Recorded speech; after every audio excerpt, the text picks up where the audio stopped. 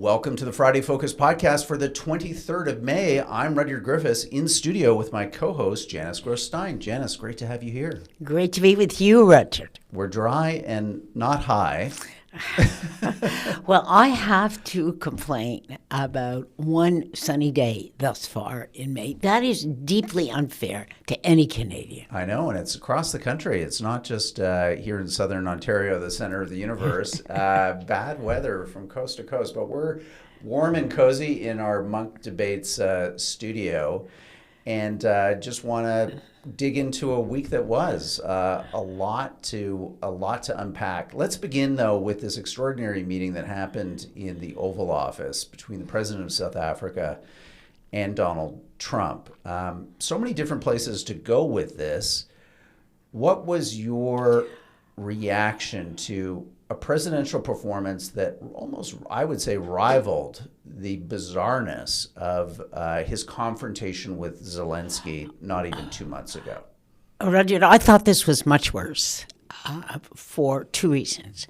First of all, to be blunt, this was racism. This was open racism. There's no other construction you can put on this. And it's beyond dismaying to see that and hear that from any president of the United States. Secondly, if any of us had any doubt that Zelensky was set up, look at this, where he has a video of dubious origin, let me put it to you that way, and it's transparent that he was setting up the president of South Africa.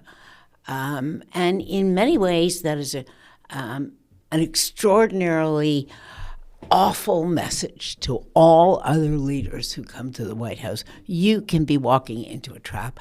You know, on any measure that we can talk about it, this was a disgrace. Mm-hmm. I think what I found surprising about this, Janice, was not that the president often has these bizarre proclivities seemingly cultivated from an overuse or consumption of kind of fringe media, right-wing media in the United States, this whole kind of idea that white Afrikaner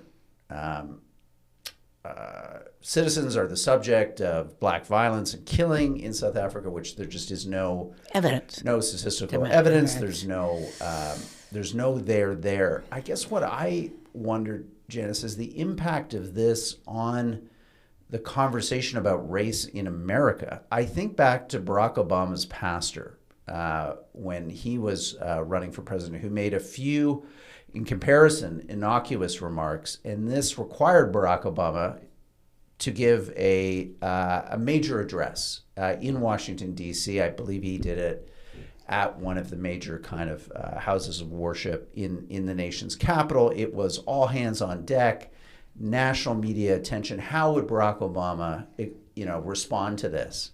Here we are, not only 15 years later, and we have, in a sense, a president ostensibly representing all Americans who is hawking a lie of kind of white victimology. I just think of how Black Americans would see this, how they would react to this, what they would think about Donald Trump. And I'm surprised that debate really hasn't boiled up in the pages of the news media. And it goes back to a broader theme that we've been discussing for, a number of weeks now. A strange kind of normalization of the president's behavior by everyone, not just corporate America, which you could somewhat understand because of their business interests, but just almost American culture, the media. Others seem unwilling or unable to recognize just how utterly shocking these types of moments are. Are we becoming endured? What's the right word? Inured. Inured to this president, and what does that mean? Well, I think that's the most disturbing part of the story, and I did think back to Obama as I was watching this. So let's again say explicitly, Roger, there's a double standard. If you're a Black president and somebody says something about race in America, it's your issue. You have to own it. You have to respond. You have to clarify that you're the president of all the people. If you're Donald Trump and you're white, although Donald Trump does not speak for the majority of white Americans, let me make that clear, and you engage in openly racist behavior, which is what he was doing, you don't have to explain, and nobody holds you to account. But there is a bigger story here, that so many of the sectors that would speak out against this are exhausted by Donald Trump. Take the university sector in America right now. You know, the object of sustained attack, the flagship university under unprecedented assault, they don't have the bandwidth or, frankly, the courage right now to speak up about any issue that's not directly in their court. So many of the other, or the press, you mentioned the press. Mm-hmm. Well, we saw what two of the biggest newspapers did even before Donald Trump was elected. So in many ways, the most worrying thing about this is the deafening silence that this was met with, the willingness to move on and just to deal with the issues that affects each sector of society. I will say that if this pattern repeats itself, Donald Trump will triumph, because by the time it's obvious to people that you have to resist, it's too late. Yeah. Because again, I go back to what happened when Cyril Ramaphosa was in the White House. He was interrupting the South African president. A black aider of Ramaphosa's, a woman, tried to interject with the president. Please forgive me for forgetting her title and position, but a senior official in the South African government. The president ignored this woman, who also happens to be black. And then there were a series of white South African golfers that the South Africans clearly brought, because they thought, oh my God, if we're going to talk to this guy, then we need people that he's going to pay attention to. And sure enough, the whole president's demeanor changed. Yeah. He became patient. He stopped interrupting. He listened to these golfers, even though they were, in a sense, more critical than Ramaphosa and the other Africans were in the room vis-a-vis their interactions with the president. And I'm not American. I haven't grown up in America. What do I know about America but what I've read and experienced, here from Canada? But I thought the issue of race was, in a sense, the third rail in American politics. Yep. And that in this instance, he touched the third rail. He grabbed the third rail in front of everybody. And again, there was this bizarre moment of this ambush where he brought the lights down and showed this kind of... Such a setup, Rudyard. Such an open setup. Like a game show, almost, turning, meetings in the Oval Office with other heads of state into a version of, Survivor, Mark Burnett's, iconic reality television show. But he grasped the third rail of race, I haven't really even seen black Americans come out in a way that I thought they would respond to this as just an outrageous act of at worst chauvinism, and you called it. I think a demonstration that he harbors, deep biases towards people who are not white. Yeah, white. I mean, this is the epitome of white privilege on display. So. Yeah. Janice, what the heck is going on, and why? Why on the issue of that just critical issue that has woven its way through American history for 200 years, is he able to elide, I think, the firestorm of criticism that would have descended on Joe Biden? Imagine what would have happened to Barack Obama if he had chastised a white foreign leader in a similar way in the Oval Office. It would have been the end of his presidency. Yes.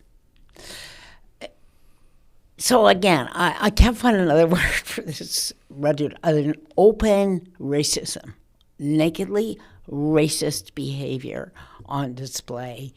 And part of that, when a society tolerates that, is the double standards that you and I have just been talking about.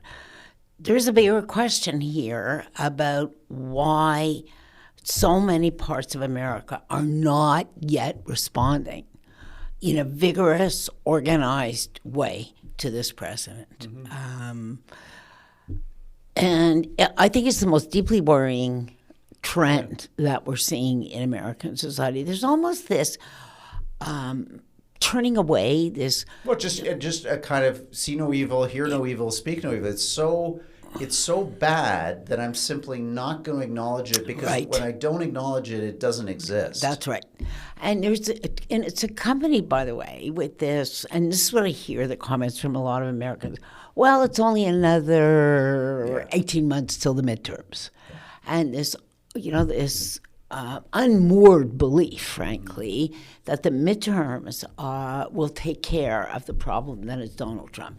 Well, there's many reasons why they might not in the way that people expect.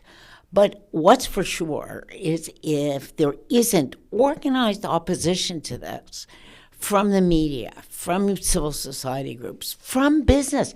Rudyard, this is the 5th anniversary of the killing of George Floyd. Right? The same day, 5 years later, after George Floyd was murdered, you have this display by the President of the United States. And deafening silence, frankly, and it moved on.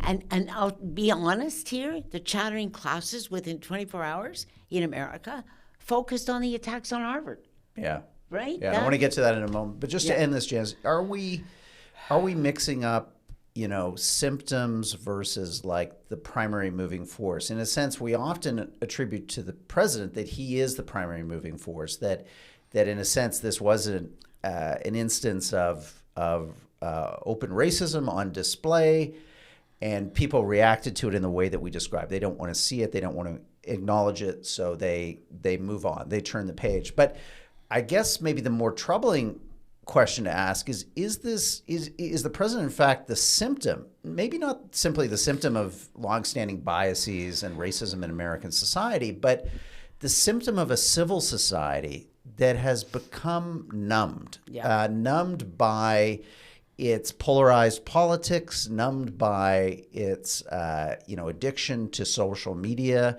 maybe increasingly dumbed down by AI. There's all kinds of stories now that people who are consuming and using AI excessively lose their critical thinking skills, their ability to, in a sense, reason on their own.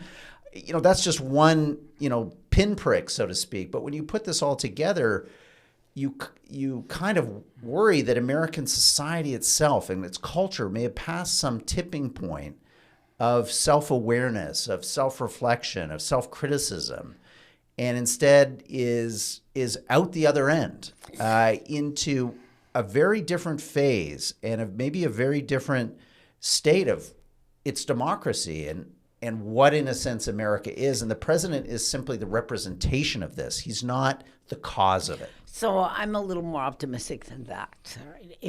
And the reason is I think there are some very smart people whom I profoundly disagree with around Trump, who have designed a strategy, Rudyard, which is overwhelm.